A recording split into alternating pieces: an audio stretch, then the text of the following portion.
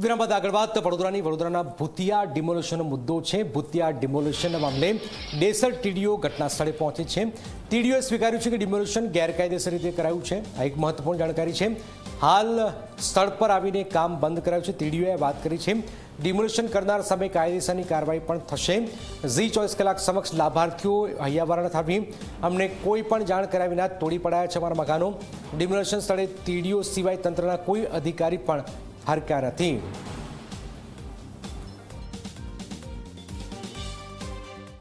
ડિમોલેશનની આ સમગ્ર મામલે આપણી જોડે ડેસર ટીડીઓ છે, એમની સાથે વાત કરીશું। સર, શું સમગ્ર હકીકત હતી ને હાલ શું સ્થિતિ છે? અમારી ઓફિસમાં આજે આવેદનપત્ર મળ્યું હતું કે કોઈએ ગેરકાયદેસર રીતે આવાસ તોડી પાડે છે। તો હકીકત સ્થળ તપાસ કરવા માટે અમે આવ્યા છીએ। જેટલા આવાસના લાભાર્થી છે અમુક લાભાર્થીને બોલાવીને એનું નિવેદન લેવાના છે અને ઘટનાની તપાસ કરી આગળ જે પણ કસૂરવાર હશે એની સામે કાયદેસરની કાર્યવાહી કરવામાં આવશે। અત્યારે આપણે વિઝિટ કરી છે આ સ્થળની, શું હકીકત સામે આવી છે? બધા આવાસ તોડી પાડેલા છે। જેસીબી પણ ચાલુ હતો, અમે આવીને બંધ કરાવ્યું। તો પ્રાથમિક દ્રષ્ટિએ કશું સામે આવે છે કે શેના કયા કારણથી કોઈ ઠરાવ લીધા કે કશું પંચાયતની કોઈ પણ મંજૂરી લીધેલી નથી। ગ્રામ પંચાયતની મંજૂરી પણ નથી લીધી અને તાલુકા પંચાયતની પણ મંજૂરી નથી। એટલે આ કાયદેસર ગેરકાયદેસર જ કામ છે। આ કુલ કેટલા આવાસ હતા, કેટલા પરિવારો? 19 આવાસ હતા એવી આ લોકોએ માહિતી આપી છે। તલાટી કામ મંત્રીને રૂબરૂ બોલાવીને એનું પંચાયત કરીશું પછી।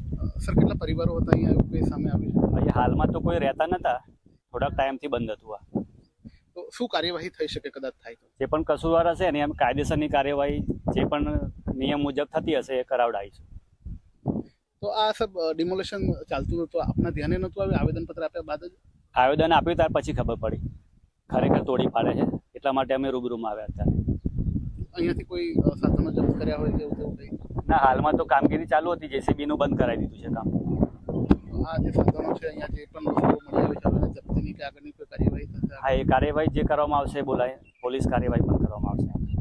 બિલકુલ, તો આ ડેસર ટીડીઓ હતા જેમની સાથે આપણે વાત કરી, ખાસ કરીને જે પ્રમાણે આવેદનપત્ર મળ્યું તેમને ત્યારબાદ તેઓ તાત્કાલિક ચકાસણી કરતા આ જે ડિમોલેશન થયું છે તે કાયદેસરની પ્રક્રિયા હાથ ધર્યા વગર જ કરવામાં આવ્યું હતું ને જે પણ લોકોએ આ કર્યું છે